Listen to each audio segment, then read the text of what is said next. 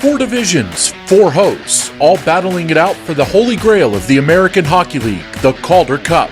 This is the Holy GrAHL Podcast with Andrew Rinaldi, Deana Weinheimer, Jeremy Paul, Michael Liu, and Zack Power.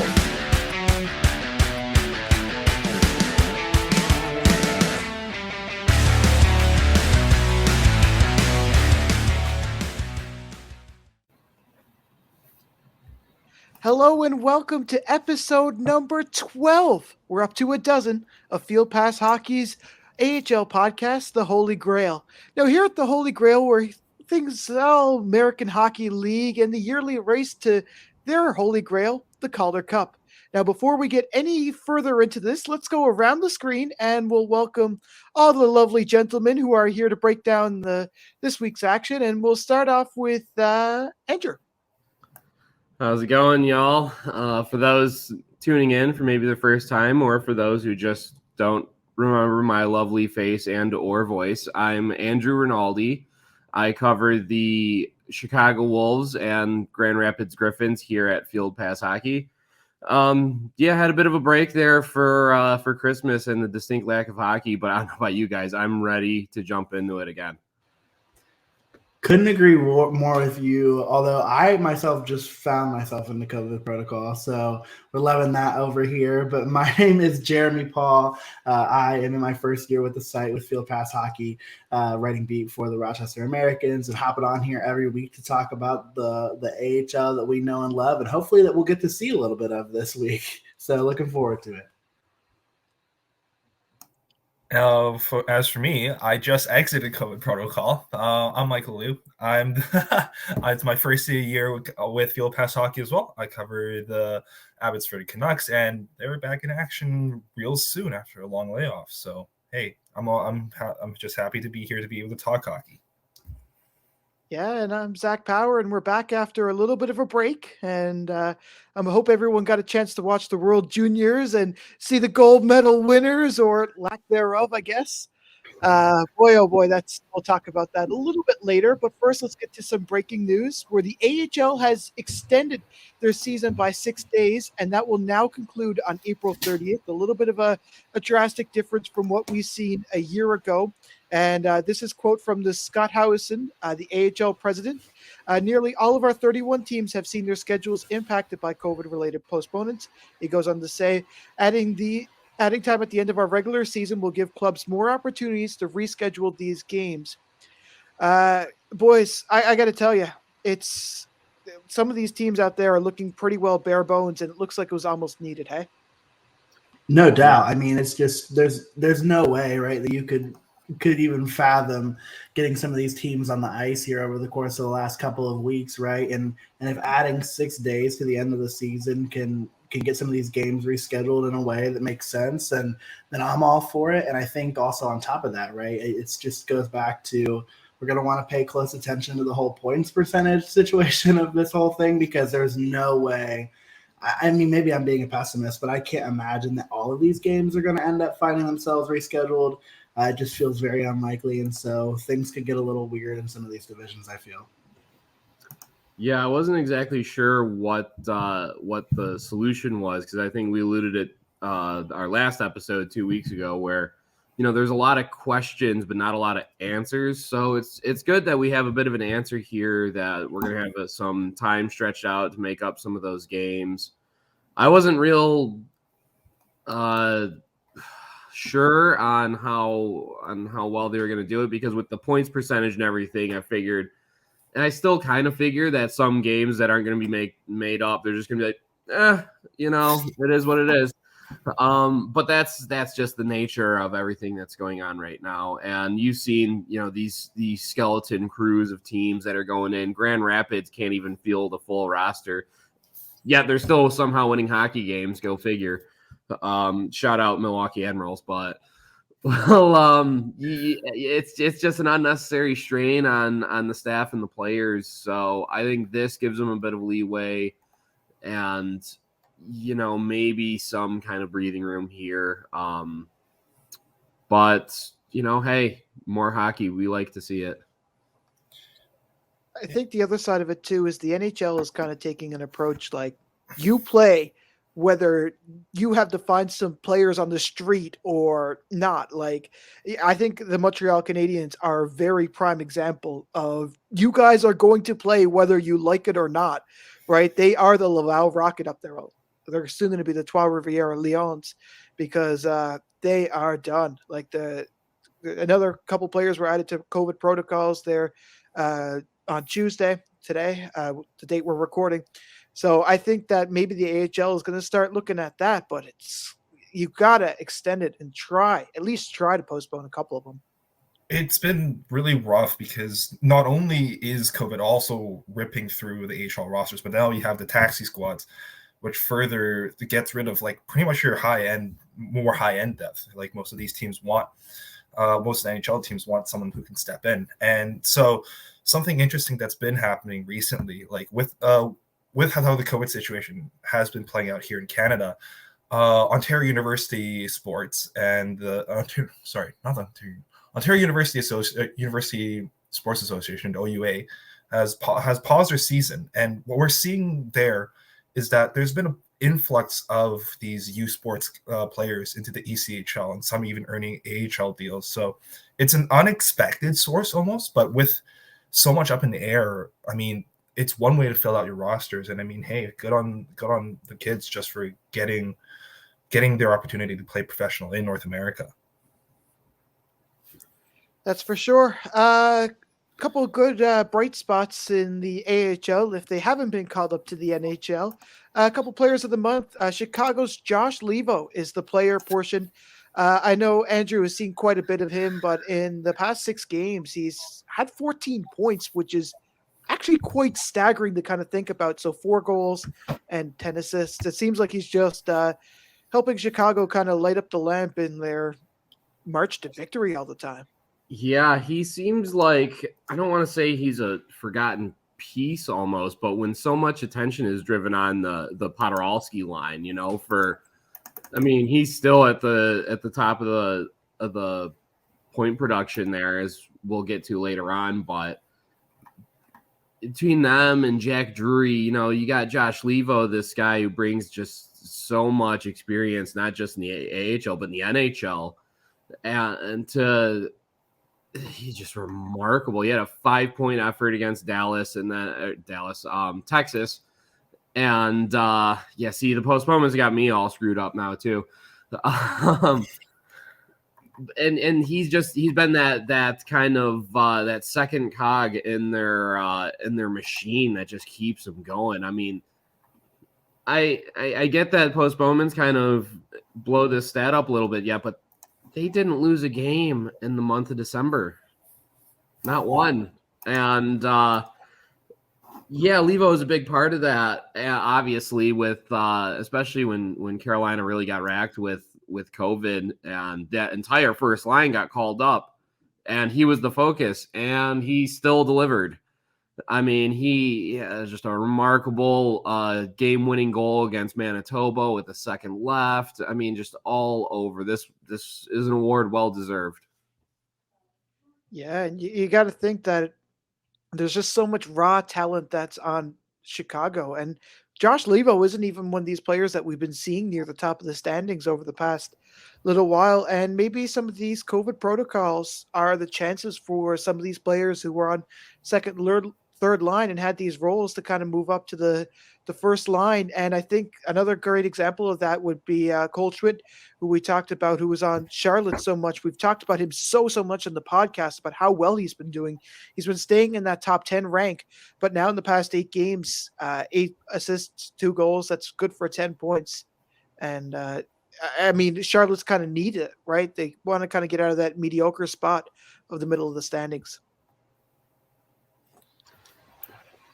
So as we look, just with the whole situation, with taxi squads, with guys testing positive, it's just going to open doors. You don't know where the next star, the next stud's going to show up for this league. It's kind of exciting a little bit. Like, all the postponements suck, but a lot of these teams come up with a next man up mentality. So really interesting to see who steps up in the next couple of weeks. Yeah, and another good example of someone who's been on fire has been Stockton's Dustin Wolf. This guy. And I'm not allowed to Tough. talk about fire or play with fire anymore. Absolutely not. No, you're not. Can't find the lighter. No, you can't. No, we hid that from you. You lost. You know, it. I am just now recovering from that. Like, that singed my hand. It was like a s'more for like ever. Yeah, I was on the brink of going and getting medical advice. Yeah, but nonetheless, he's been on fire to say the least. And I mean, Stockton has been really well. I know that they did lose in their previous series. I'm pretty sure.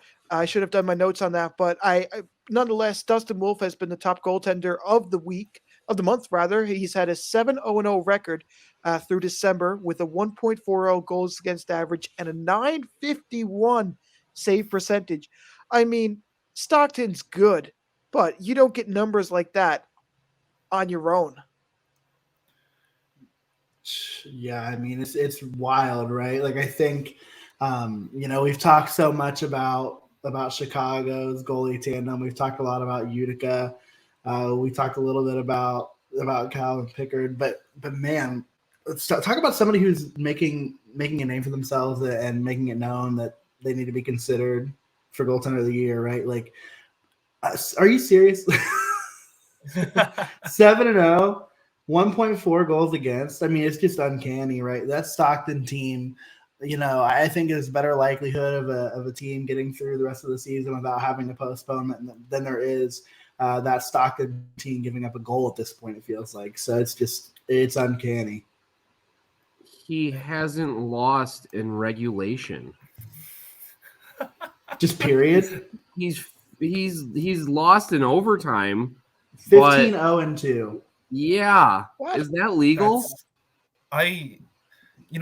For Calgary Flames fans, this is probably one of those moments when they finally can say that they actually have a legitimate goaltending prospect. It's a welcome relief. They've had many goalies that just have come in and struggled at the AHL level. Like you have, I think back to Tyler Parsons, their second-round pick back in 2016. Like he was Canada's starter at the World Juniors, supposed to be just hyped up and really didn't go anywhere. You also had Mason McDonald, who was taken one pick before Thatcher Demko. We all know how that turned out. But no, I mean, what Wolf is doing is incredible in the AHL, and the Flames fans should be excited. He might just see a chance to get in some NHL games with Calgary's defense is looking pretty good as well. So, I mean, hey, who knows? He might get a couple games here and there. The 7th round pick.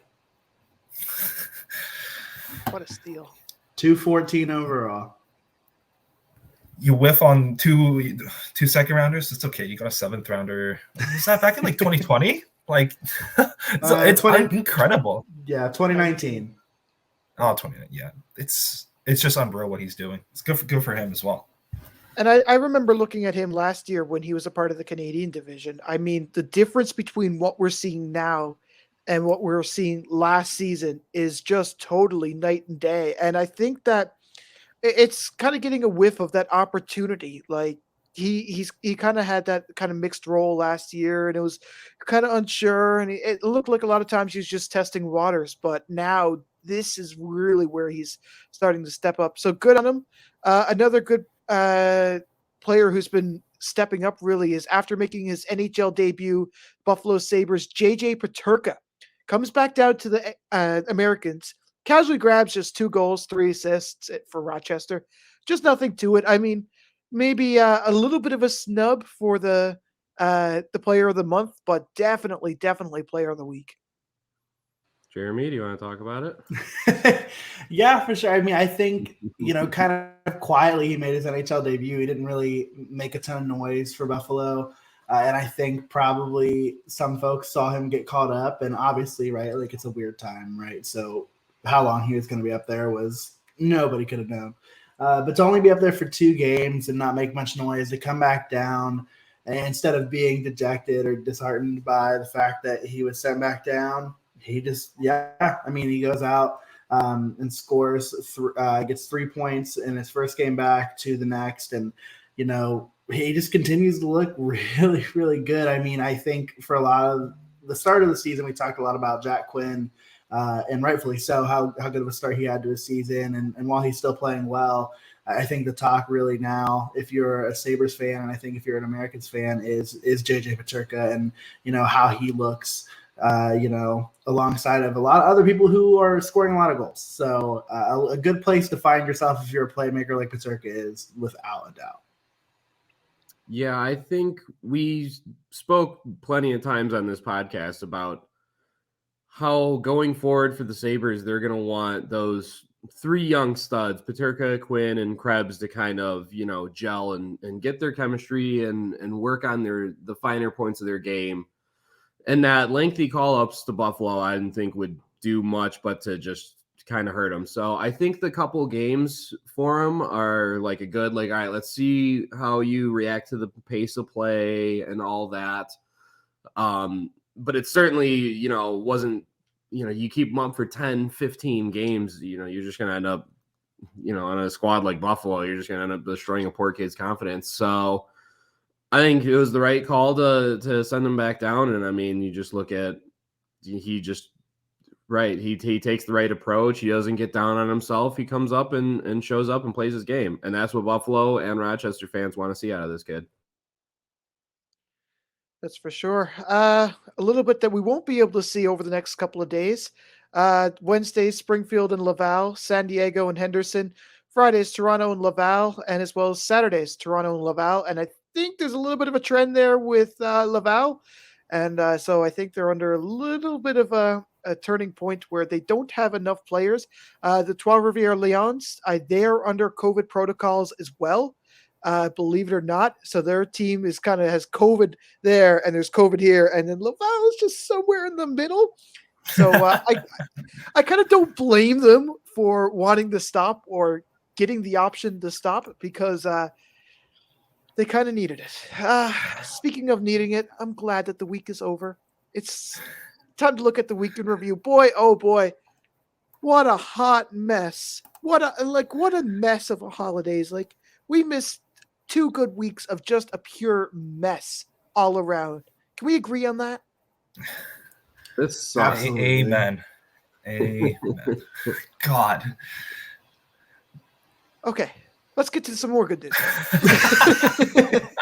The good news, the bad news. It's a little bit of both around. No, it's going to be a couple waves, pun intended, on this show. So buckle in, everyone. I know. I mean, hopefully that was the worst of it, but God forbid that. Looking by everything here this week. Springfield's coach, Drew Bannister, he's now going up to the big club, the NHL. Springfield has actually had a really good record over the past little while in the season. We talk so much about the podcast. I don't want to beat that dead horse anymore, but because we will later on, I promise. Zayn Mcintyre is now going to Iowa. So he kind of got sent down a little bit. It's kind of a reverse of what you would normally see. Now, he's played 3 games with Tucson. And he's had a 2.73 goals against average, a .904 save percentage. We all know the song and dance with Zayn Mcintyre. He's been to just about everywhere and every AHL and NHL team at some point. He has the air miles, but hopefully he has something to get Iowa out of this mediocrity slump. I mean, if anything, he's a solid backup. If that's the bare minimum. Well, they have Hammond too, right? Yeah, exactly. And so you have a very solid tandem, honestly.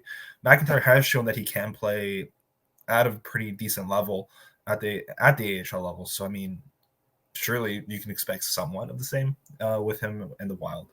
Yeah, I think this is kind of the situation that you're going to see with the taxi squads. You're going to see teams make these kind of moves just to have that safety blanket. I don't know if I would call goaltending of all the issues that Iowa may have. They got the Hamburglar. They have that 6'6" monster in that Barabo.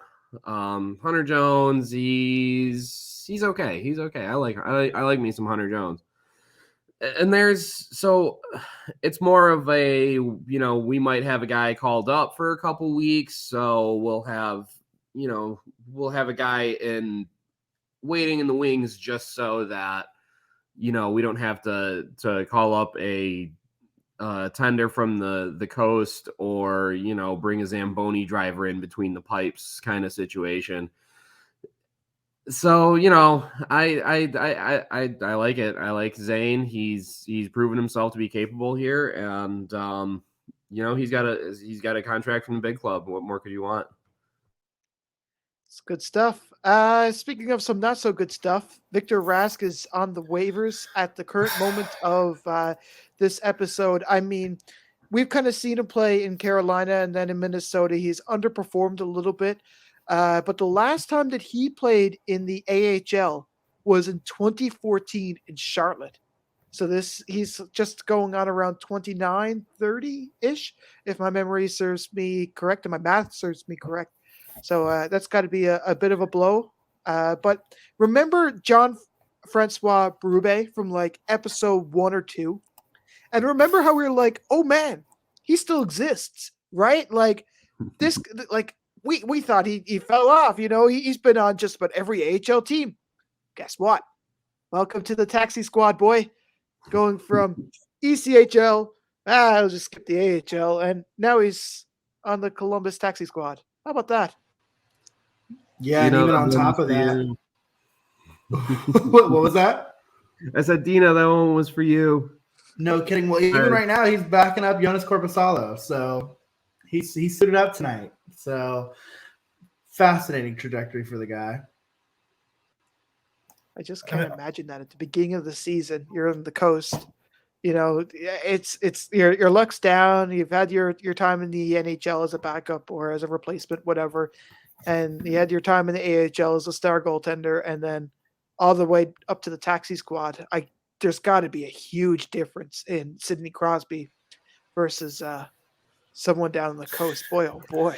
Well, and even thinking about that too, I feel like, didn't we also talk about how Cam Johnson was supposed to be a prospect, or not a prospect, but was supposed to be in the Cleveland Monsters pipeline this season, just didn't show up to camp in any kind of good shape, and he's been floating around in the ECHL. Well, the Jackets also called him up to be on their taxi squad, because if he's not fit enough to play in AHL games, why not bring him up to the taxi? It's a weird time of year, folks. It's just weird.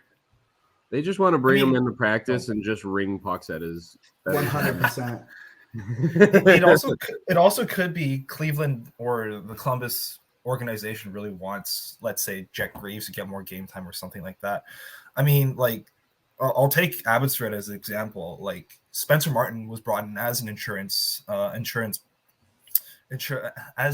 for in case one of the AHL goalies were underperforming. But he's been assigned to the taxi squad, and he's been Abbotsford's best goalie because they want more game time for their prospects, obviously. So it could be something like that. We could be seeing something more like that, where they just take, let's say, an ECHL journeyman and just have them in and give their prospects the competition that they need at the AHL level. I feel like at the beginning of the season, too, a lot of teams kind of overbought. And I have a feeling that they kind of expected something like this, because like there's a lot of contracts that teams signed. I found a little bit more than what we've seen in years past. I think that there was a lot of teams who played it smart and stuck guys like Berube in the ECHL, and it worked out really well for them in the end. I'm just glad that cab fare is cheap on the taxi squad, because now that the affiliates are so close, it's not so much of an expensive cab ride. Fair. Yeah. How about Carolina putting Josh Leivo in their system? He started off the year on the third line for the Wolves. That's absurd. Josh Leivo was once upon a time a very solid middle six option in Vancouver. He has talent. He's just been really unlucky with how injuries have played out over the course of his career. Okay, I think he had a little bit of a stint in Toronto as well. Speaking of some other good talent, Josiah Didier from Providence is now their newest captain. On a personal note, I got to see him when he played for the St. John's Ice Caps many, many moons ago. But what a difference now, and he's now the captain of the once rival. So good on him. Let's move over to some less good news. Our oof of the week. Our weekly look at what was terrible over the past week again. And boy, I have 4 letters that are coming to mind. Which Starts with a double I. one? Can I get an H? I'd like to buy an F pack. I don't know how to do F. Big. Really... IIHF.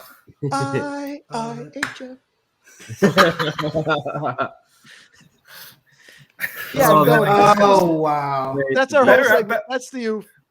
The better effort than they put up for the World Juniors. God. And I mean, it starts right, it's almost like foreshadowing, right? Like earlier in the week before the tournament even begins, news about the Women's World Juniors, there being no effort by the IHF to play the World Juniors,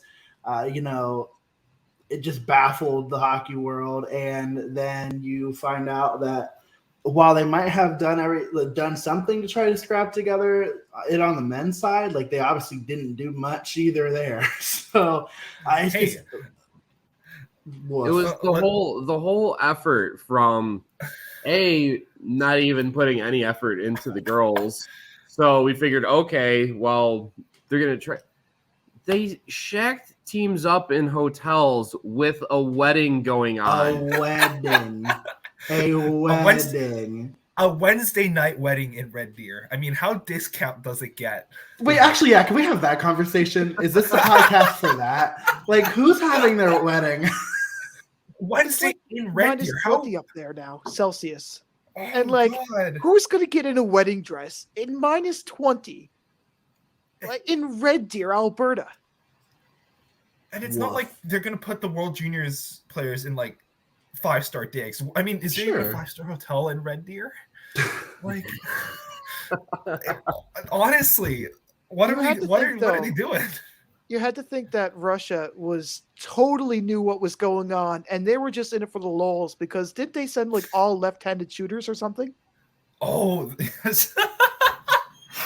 Like what?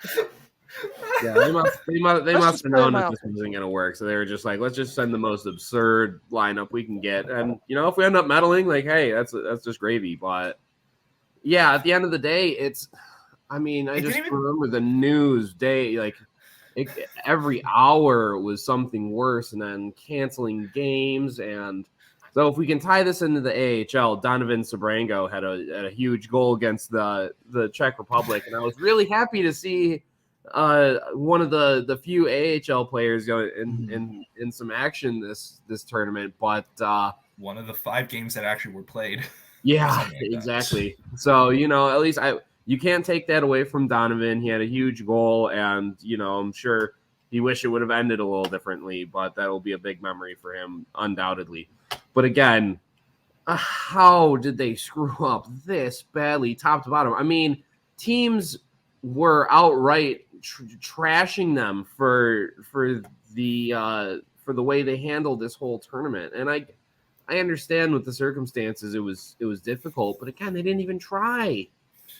And then want to act all surprised when people are outraged because, you want to be safe and do the right thing and cancel the women's tournament, but we're going to let the men's tournament go on, but yet we're going to do absolutely nothing to make sure that this is done in the right process. And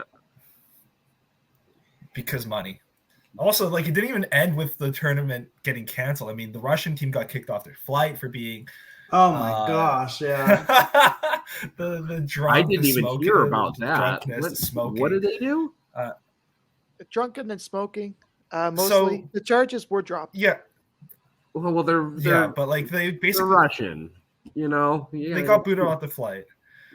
It apparently they tried to blame it on the Czechs, but then the Czechs were like, no, and then the Finns and the Swedes backed up the Czechs. It's just a mess. You just kind of summed up European history over the last 150 years. Oh, this one's off the rails, boys. Just get all on the same flight too. It's like, oh no, you guys can't play together. Too much COVID. Let's just jump. I'll take the same but trip. No, they can manage. They can manage to get all the teams on a plane together. It's just these players on the plane, but they can't manage to get them into like a Motel 6 together. They're like, nope. Much less a bubble. Jeez, they needed to make money, I guess. Best Western, $99 a night. Just hope there Speaking wasn't of a a wedding on cheap the hookup, plane. let's go over to our swipe left and swipe right before this goes any further. And there will be no one-night stands on this, even though I've been pretty well a cat with all these different picks. But I gotta say, let's just give it to Andrew. So I don't really know how hot this is, honestly. I'm kind of going in with just like the most minimal effort on my profile because December 2021 was the most depressing hockey month since March 2020. I dare you to change my mind. I'm gonna swipe right away. I mean, it was not fun. Teams were just not playing hockey. I feel like the fact that they just weren't playing hockey was what killed it, and just not good vibes at all. I'm gonna give my first super swipe of 2022 because I would almost argue that it was worse.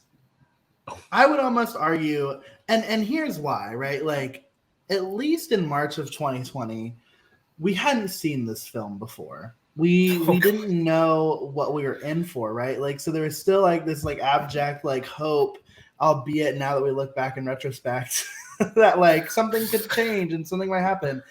And we know how that goes, but like this almost just feels like when you start to like compare a month like this month to a month like March of 2020, it just like has an even more ominous and like dejecting and depressing feel to it. And then on top of that, it was like, oh, well, let's also keep trying to play hockey.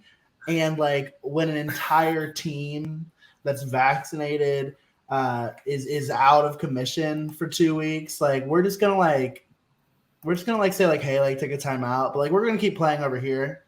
Like even though like 5 other teams just played they're gonna keep playing, and then they're gonna also the next week be like, I just like it was just the most ludicrous like effort.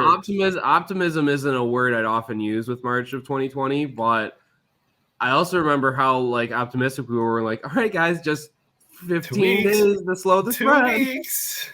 Yeah, I mean, ignorance was bliss then, and now we're sitting here all like I won't say all knowing, but we're all like, this is bad. This is and really now bad. right, and now you're running it. Now we're running it back, and it's like okay, It's worse. Even. Nothing mattered, and here we go again.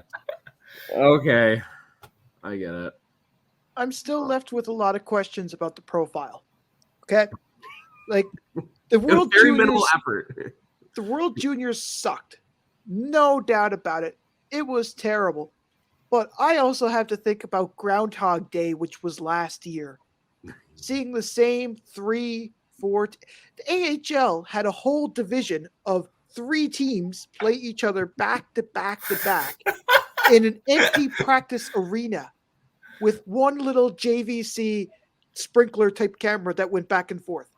It looked like it was shot on a potato, right?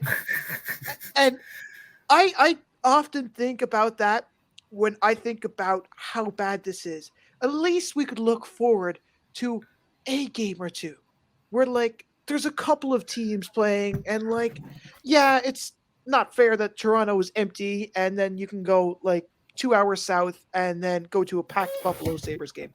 Totally get it. Right? But I don't think I could swipe on it. I just don't, because Ooh. I don't miss Groundhog Day. I really don't. What is Lake Titicaca? That's all. Okay. I'm gonna cry. Oh my gosh. Listen, Andrew, I gotta be real. You didn't have to put a lot of effort into the profile because the pictures were A+. So I wish I had the same kind of vibes on my actual profiles, but well, that's another talk for another time. that's for the spinoff pod that we've got coming soon. Oh god. So for me, like kind of thinking similarly about like just the depressing nature of hockey right now and what it's doing to AHL teams, to NHL teams, you name it. You know, although it's currently only slated to take place until the NHL All-Star break, we'll see if it remains to be the case.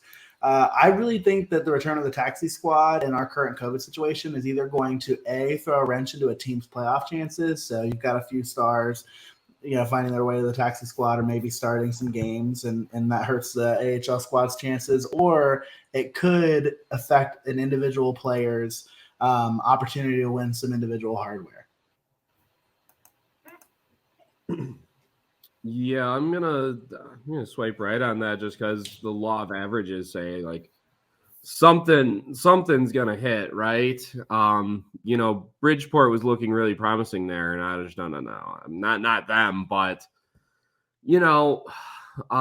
maybe right now in the first week of January, Andrew Podorowski is the shoe-in for MVP or something like that. I'm not exactly sure who that would be mine, but also, hey, I've been watching him every night.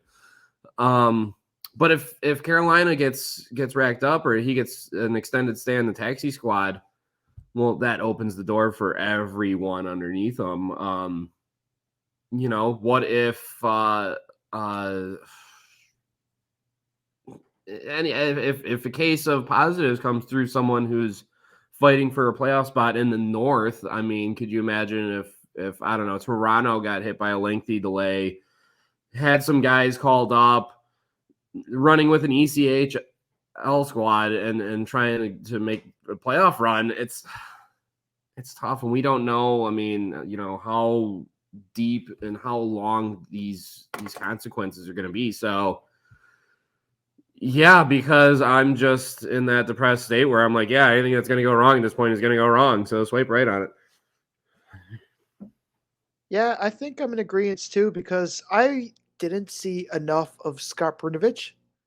And I wish, because I've never seen a defenseman dominate the league and then for weeks after just sit in the top 10 after like 3 weeks. Right, like we're into week 12 of the season, and it was only like last week before we were still seeing him there clinging on to whatever was left on the bottom as a defenseman, still the only defenseman to be up that high. So yeah, I think Scott Brunovich would have been one of the best if he had his time. So yeah, definitely, I'm going with a super swipe on this one. He's still leading defenseman in points. No way. Oh my God. Yeah, I just looked it up. He's got 20. Toronto's Joseph, is it pronounced Duszak? Duszak, yep. Duszak. He's second with 19 in 17 games. So there you go. That just reaffirms my super swipe. I'm swiping right. I agree.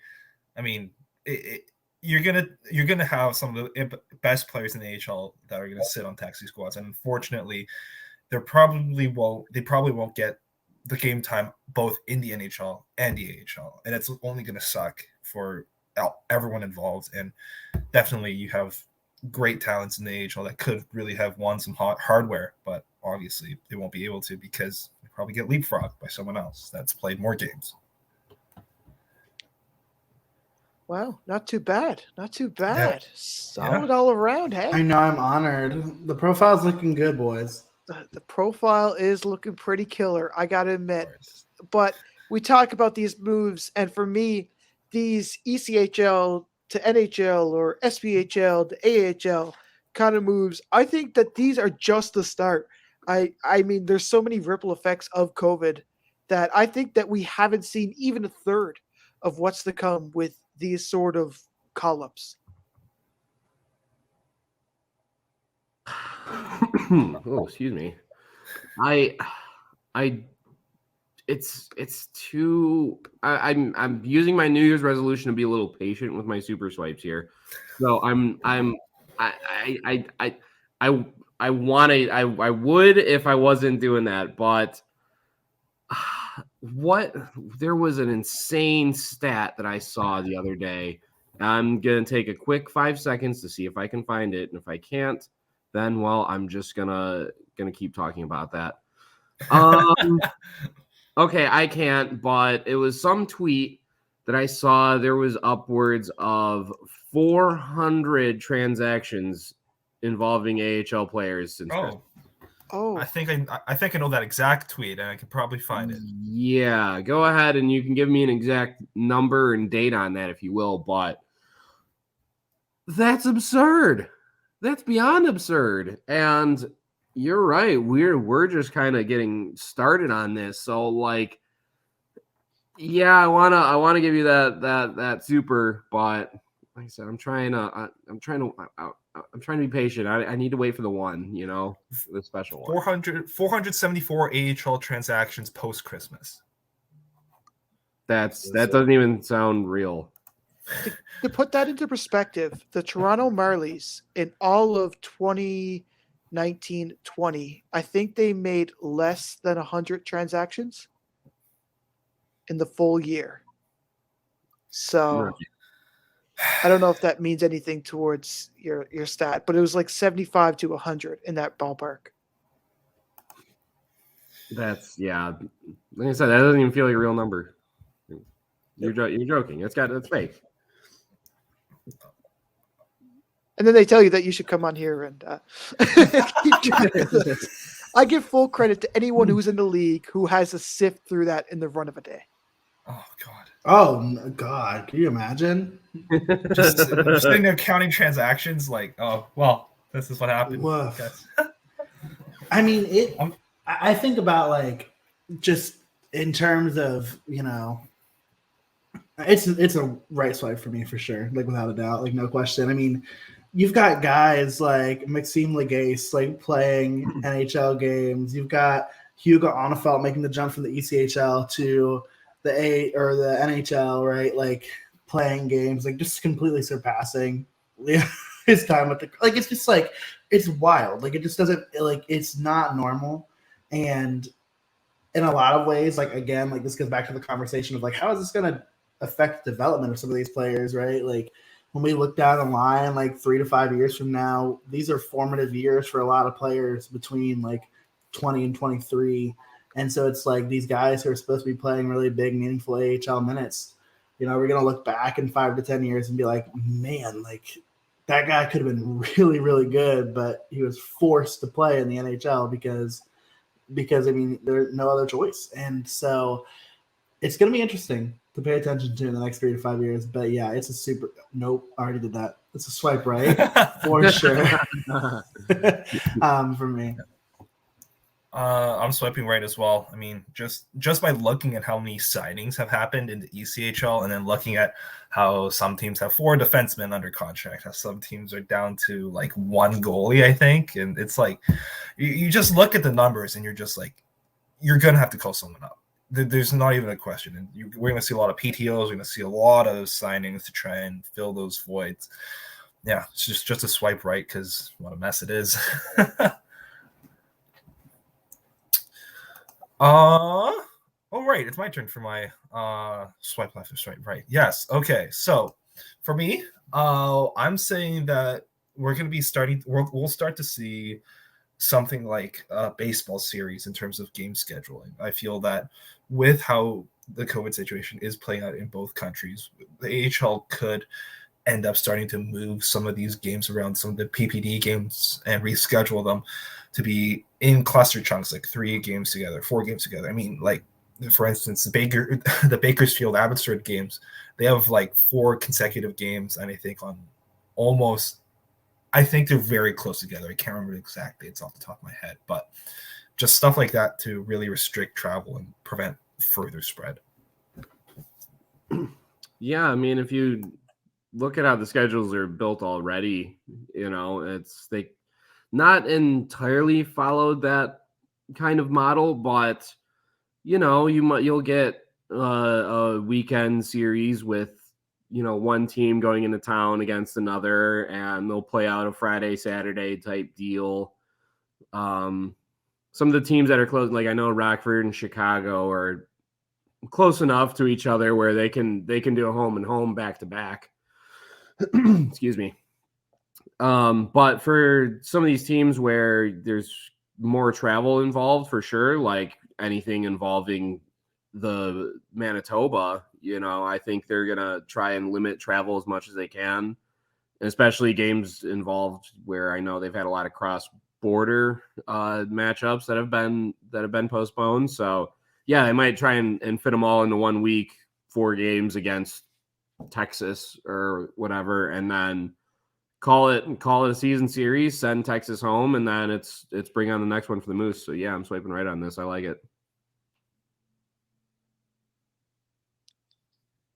I think as someone Eastern Canadian in the room, I look at teams who come in and do what I call the Canadian circuit. I know there's more teams out west. We're not going to talk about that. They come in and do it like Springfield. Springfield is coming in and they're going to go through the ringer because in like less than a week they'll end up playing like 5 days. Like they're going to play like a couple games against Laval. They might have a small stop in Belleville, and then they'll come in and play Toronto on the weekend. So I look at those situations and like you cannot put Springfield through any more trauma than they already are, right? And it's the same with like Providence or Wilkes-Barre Scranton when these teams do come in. I mean, they're right next door essentially, but that's another story. So I'm gonna have to swipe left because I don't think that there's going to be much more of a change. Sure, it'd be nice to kind of clump the Bakersfield games together, and they'll probably do that. But to try to change every nitpicky game, like I can't see it. There's the most I could see is 2, maybe 3 games, and then fans get bored of them. I mean, logically, right? Like, logically, it makes sense, and I think you worry about, right, like it kind of turning into what you mentioned earlier, Zach, like the idea of like a Groundhog Day, like you're just playing the same games over and over again, and you're running into that, and in some cases, like it wouldn't surprise me if the AHL just had good old Grand Rapids and Cleveland, play 6 games against each other for the hell of it, and try to just get through as many games as possible because of proximity. But yeah, I think the players would probably tell you that they'd prefer that, right? Like the idea of just going to a city, you play 2 games there. 3 games is probably a little ridiculous, but you play 2 games there. I think there's a middle ground, right? I'm going to swipe right to continue having the conversation. I'm okay if it doesn't go anywhere, but I'm going to swipe right for the sake of getting to know this hot take a little more. Wow. It's pretty well mixed grounds there. Not too bad. Not too bad. Everyone did pretty well. And I think that speaking of getting to know some of the players, these players have been stuck at the top of the points leaderboard. And as we shift over to some of the kind of standings, Andrew Podorowski still numero uno in the standings, not far behind the usual suspects. Martin Ferk, who's not with them at the moment. And Jacob Pelletier, not too bad in 4th. CJ Smith. But Chicago still up there high on those lists, Andrew.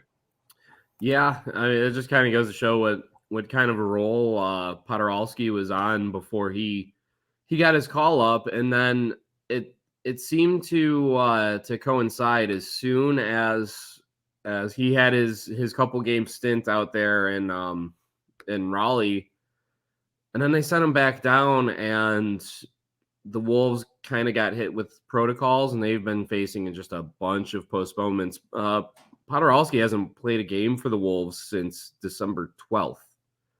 So, yeah, there was that mid-December call up, and then at the end of the month, they weren't playing. So, yeah, I think the postponements kind of helped him kind of stay up at the top there. I've seen, Michael Mersch is not far behind him. And I think it's gonna be weird watching these races now, because you're gonna see guys who get hot and then they stop because the team's not playing, and then can they keep the momentum up after that? It's all just kind of a wait and see right now, but I would really, really like to see Potts play some more hockey with the Wolves. It was a lot of fun when it was going on, and that was kind of what made December 2021 suck real bad. So I would like less of that and more of watching Andrew Podorowski, please.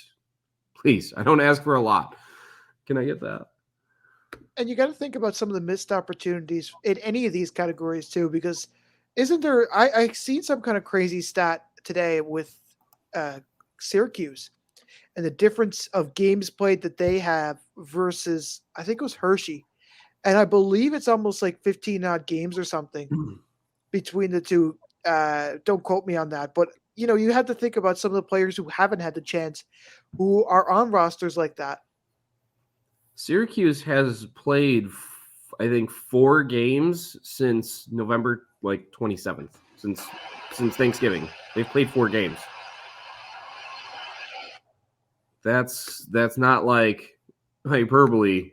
They've played 4 games. Yeah. So you have to think about those players who haven't had a chance.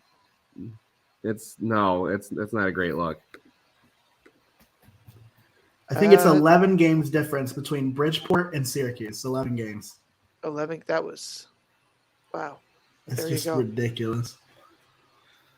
Bridgeport still can't do anything. Yeah, I was about to say, I find that kind of interesting because you have one team that hasn't played at all, and they're at the bottom of the standings. Then you have another team that's played a lot, and they've been getting blown out, and they're at the bottom of the standings. So, hey, gotta love the points percentage. Yeah, exactly. It's you just gotta walk that tightrope of, I guess, I don't know, trying to keep in rhythm, keep playing, keep healthy, and not being Bridgeport. You got to think about it though.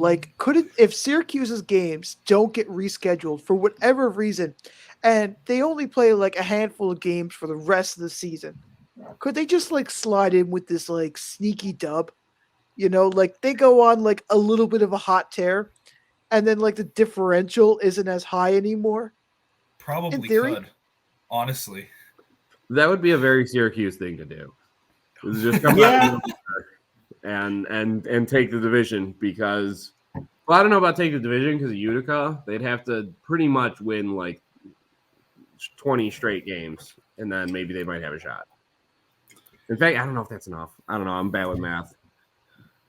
I don't know. It's tight though, right? Because you look at realistically, right? You look at Bridgeport or not Bridgeport, excuse me. You look at Belleville. You look at Cleveland's really struggled recently, and they've had a lot of issues with COVID. So you wonder if that continues. Syracuse should start they started the season really unhealthy, right? I think the very first episode we talked about just the mass list of injuries, right, that Syracuse acquired in their first opening series, and some more serious than others. And you wonder if maybe that team gets healthy and that team can find its rhythm. I mean, I don't for a second doubt that team's ability to get going. So who knows? All that to say, who knows? All that to say, and who knows? The final last words. Let's go to our top skaters. This is in the goals category. Michael Murch still pretty well up there. 26 game play, 16 goals rather. Martin Ferk, who's not with the team as of my current knowledge, and neither is Scott Reedy. And Podorowski's not far behind. So still not a bad list up there. Not a whole lot of changes from what we've seen in the week prior. And the rookies, Jacob Pelletier and JJ Paterka, as well as Jack Quinn, headline those top 3, all with pretty well a goal per game. Jack Quinn, a point per game rather, 24 points in 17 games. Jeremy, you've seen the best of him. Yeah, I mean, if you're a Sabres fan, you're probably really excited about the next 5 years. And that's probably the first time you felt that way in a really long time. Just don't let the owners do anything too rash. That's all you can hope for. Nah, well, don't go out there, hoping for, anything unrealistic, Michael. It's the Pagula. It's the Pagulas. What can you do? We could do with a little more of JJ Paterka, Jack Quinn, and less of giving Jeff Skinner $9 million a year.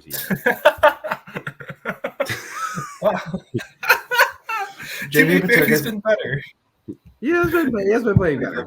Not $9 million, but better. JJ Paterka is going to get a $14.6 million contract. Don't give them any ideas. They're going to give Jeremy. They're going to give Jeremy Paul a $10 million contract. Oh yes. Heard that guy's got wheels. Do you think now that Rick Jenner's retiring, we can get him to start calling Rochester Americans games? Paterka! That would be my dream. Goodness. Just listen to that all day on repeat.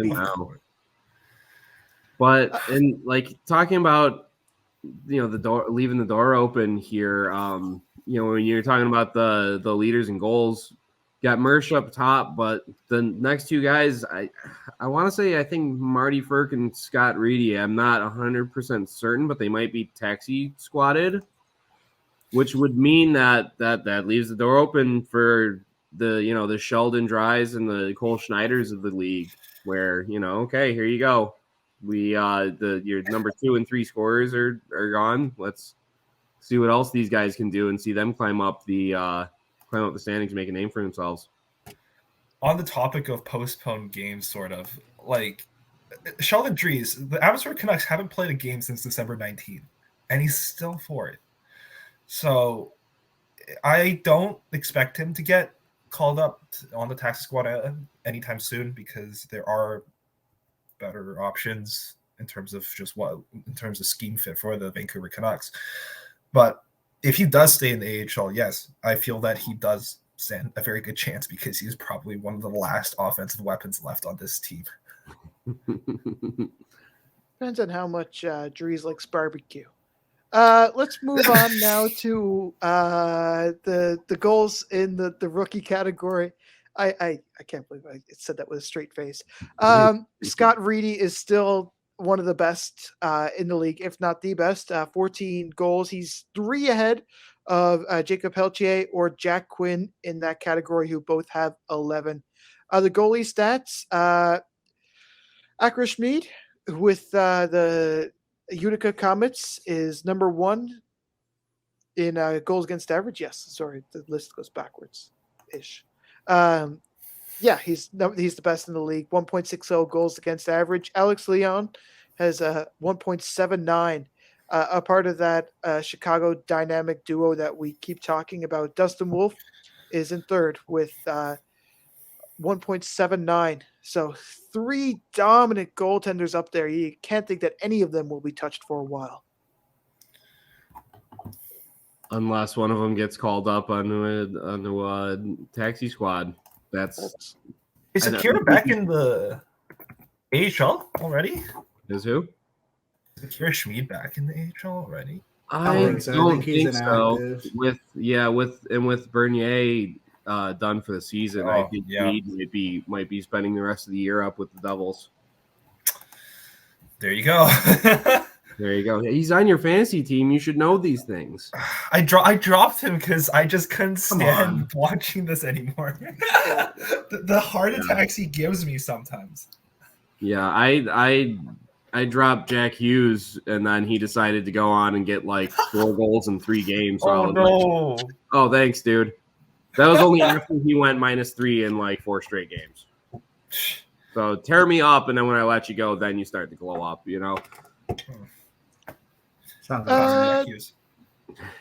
On that note, let's go to the quest for the Holy Grail. Who's moving up? Who's moving down? Not a whole lot of changes, but we'll start in the Atlantic Division as always. Springfield still is number 1. They're a good little ways ahead of anybody else in the point percentage wise. That's number 2 is Hartford. The Hershey is really close. It's just 0.4 percent between those two, and Providence is sneaking in with that 4th spot.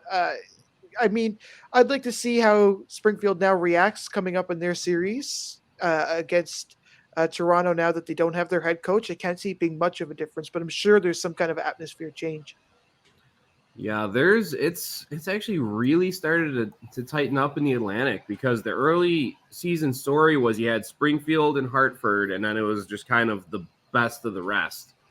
Well, now Hershey is right up there with the Wolfpack, and honestly, Providence isn't really that far behind them. You look, then Springfield and Hartford kind of struggled to, under 500 records over the last 10 games, while meanwhile Hershey and Providence are both winning 7 games of their last 10. I mean, they're just rolling right now. So we might be seeing some chaos in the Atlantic Division coming up if we can actually get some games played. Speaking of rolling, Lehigh Valley, instead of going down to the basement, they won 6 of the last 7. Why do you guys point at me of all people? Because that was no idea. I have no idea. Last episode. I'm telling you, the reverse jinxes on this podcast are like surefire guarantees. So who do you guys have left on your fantasy picks? Because I could tell you how bad they're doing right now.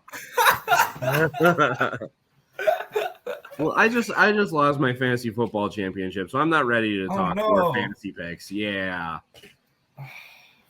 It'll be okay. That's rough. But Hershey's got Matt Molson coming back now as well, so I'm sure that kind of provides some sort of leadership direction at the very least. Do they? Oh, I think so. He's coming back. Did I misread that? I probably did. I thought I heard the exact opposite. I thought I heard. Did I misread that? I thought he was having. Sorry, Hershey fans. Sorry. Yeah, you don't make friends with very many Hershey fans. No, I don't. Yeah, you live in Pennsylvania. You just do not like me at all. So for the update on that, Hershey captain Matt Molson underwent a successful surgery on his back. The surgery was performed on December 30th, and Matt Molson is out indefinitely. Never mind. So, which means he might could come back. Yeah, he could. It's indefinite, right? It's indefinitely. Definitely. I mean, he might be back next week. We don't know that. Back surgery is not too invasive, is it? No, what do you need your back for? Come on. Ask Jack Eichel.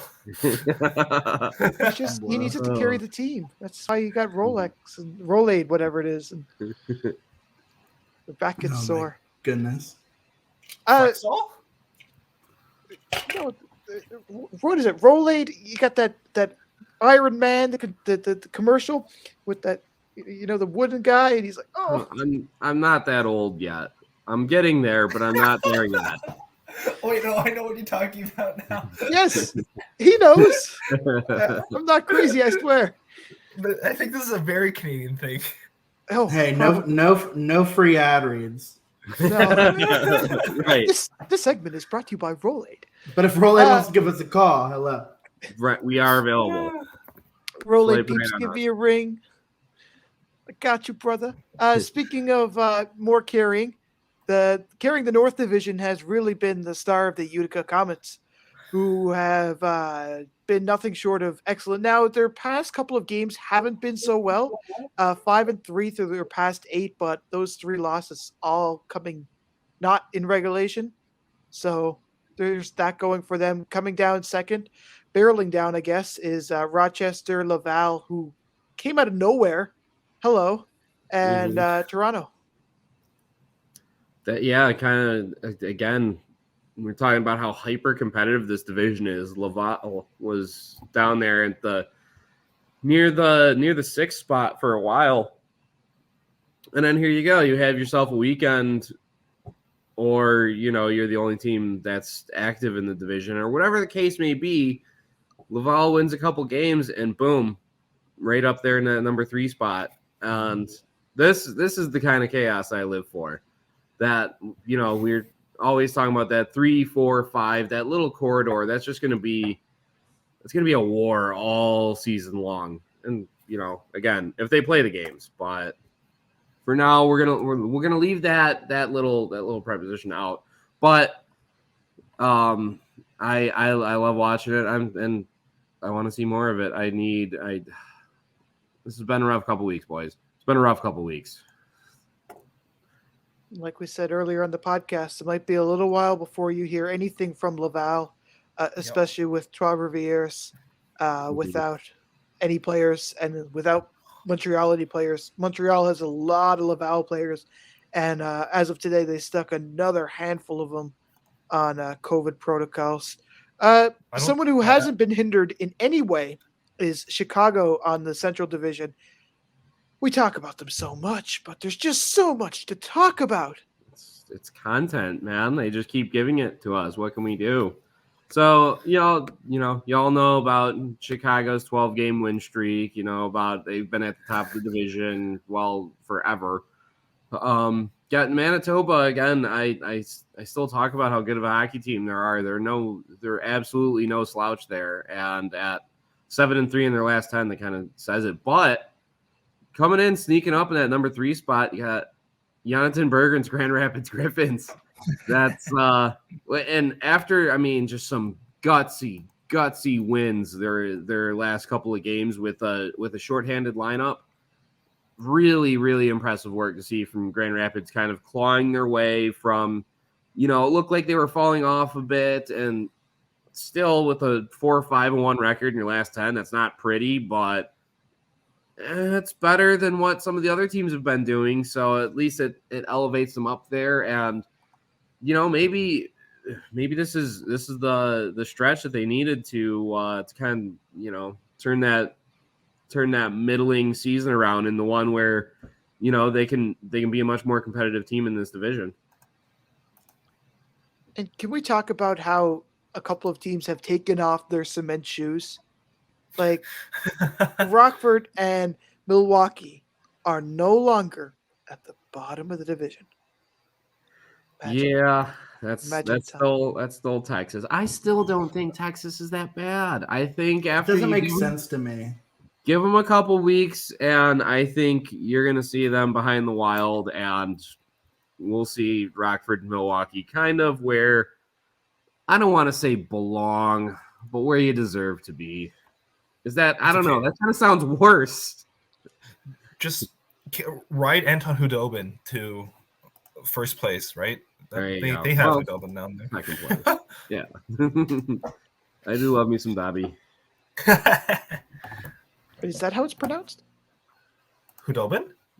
I thought it was Dobby. Was it? Dobby? Oh. Isn't it supposed to be referenced to the Harry Potter elf? That's what I'm thinking. That's what I always refer to. You can call him Dobby. I don't think he probably. I thought it was like Dobby, like Obi-Wan Kenobi. Dobby.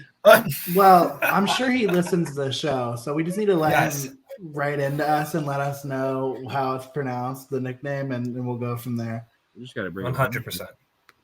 I think you guys are probably right. That's why I am a writer, and I just look at names.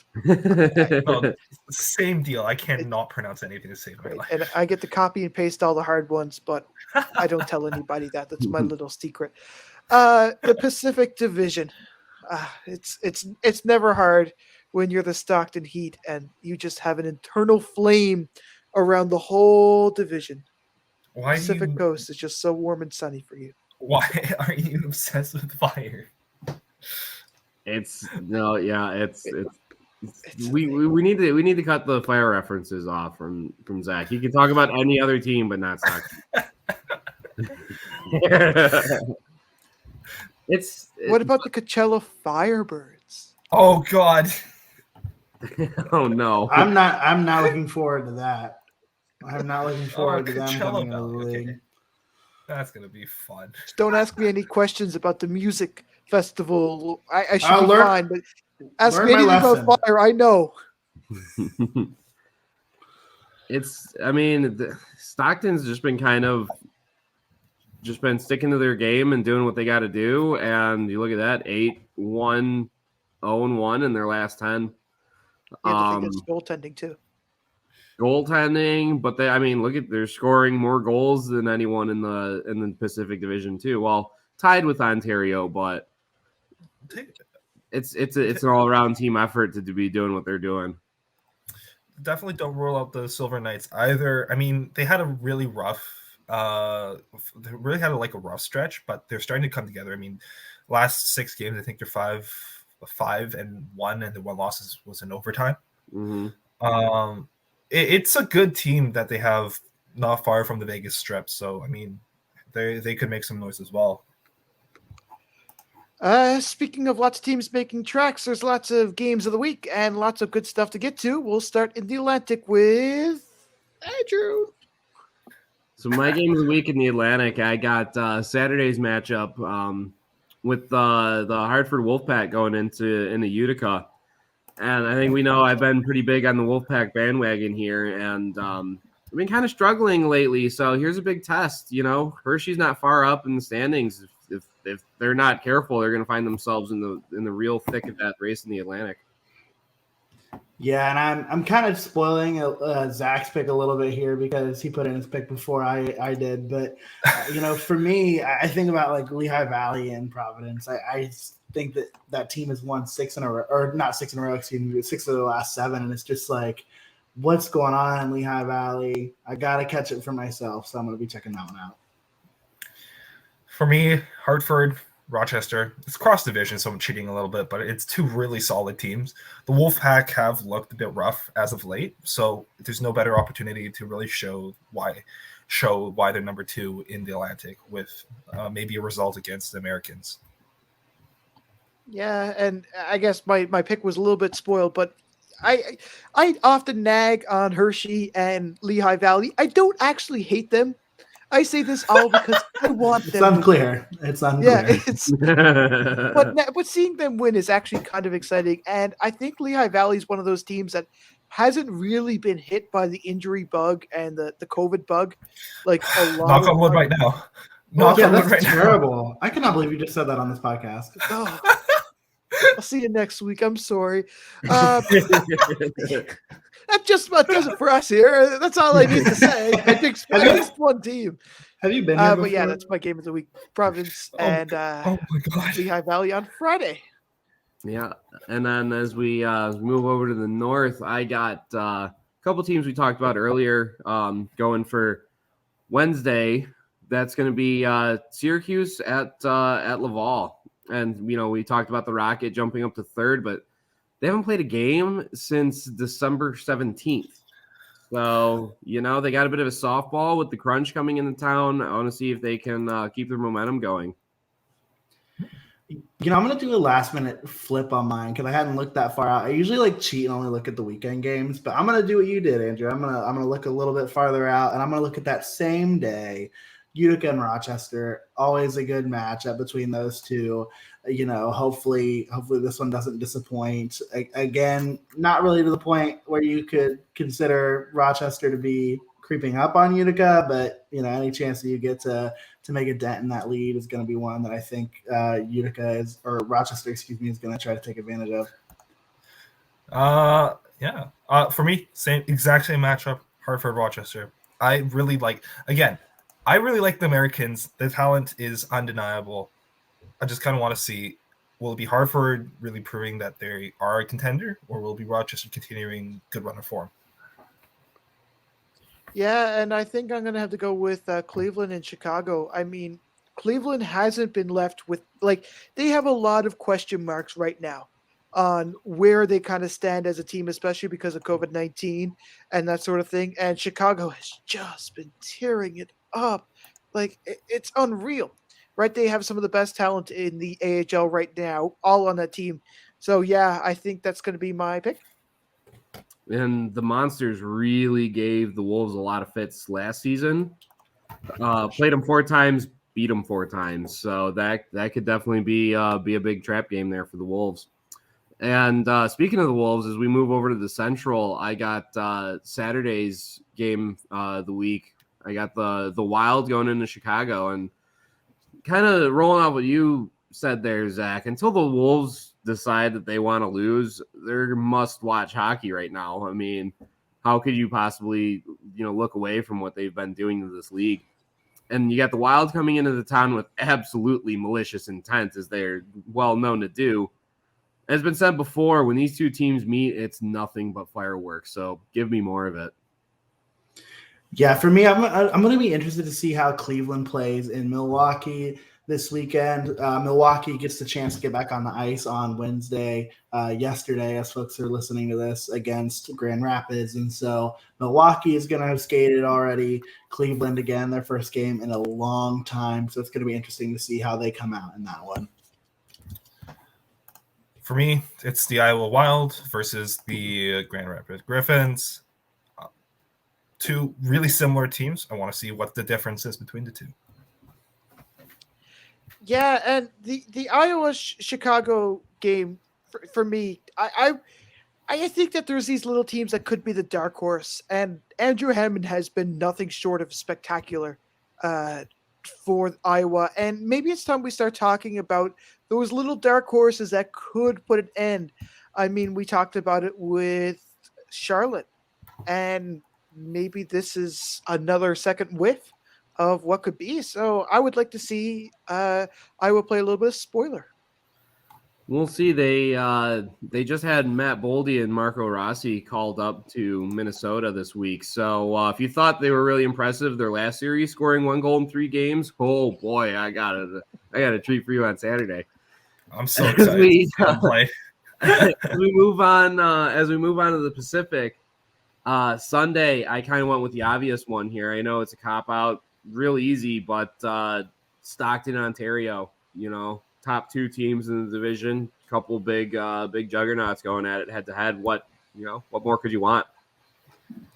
All right, y'all. So I have a little bit of a secret, and I don't know if it's a safe place to share it because Michael's hanging out underneath of me.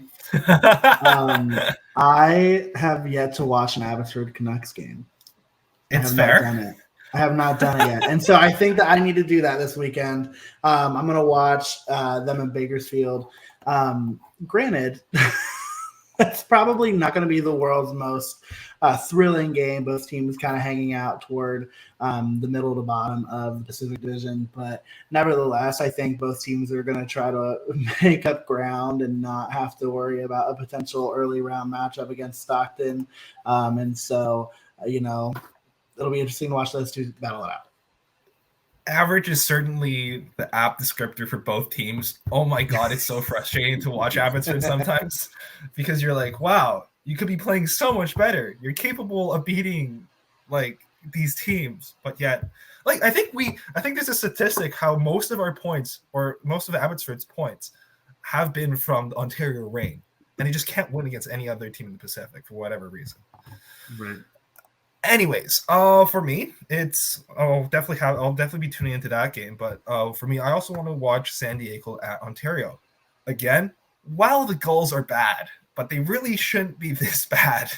So, hey, I mean, if they can get a result against Ontario, who knows? Maybe that's what they need to jumpstart. If they don't get a result, could really just be another death nail in their coffin this season. And I got to be going with the Henderson Silver Knights and San Jose on Saturday. It's Evander Kane versus a team that's gone 5-1 through their past 6. But jokes because Evander Kane is going up to the NHL, and you can bet on that. You can just bet on that right now. Is that you doing? Evander Kane already has. Yes, that's the way we're going to go. Okay. But on that note, I think we'll close out our episode. It has been a fun, nearly almost hour and a half. I want to thank you so much for joining us over the past hour 17-ish. If you like us, please subscribe. If you really like us, please share and rate this podcast and tell it to all your friends, your mailman, and that, of course, friendly neighbor who's 6 feet apart. Also, be sure to check out some of other Field Pass Hockey's other AHL podcasts, Inside the SPHL with James Hayes, Syracuse Speaks with Alexander Ackerman, as well as Monsters Musings with Andrew Garino, Deana Weinheimer, and Jay Forrester, 3 Periods Podcast with Matt Harding and Matthew Will. And on behalf of all of us, we'd like to thank you so much, and we'll see you next Thursday. Thanks for joining us.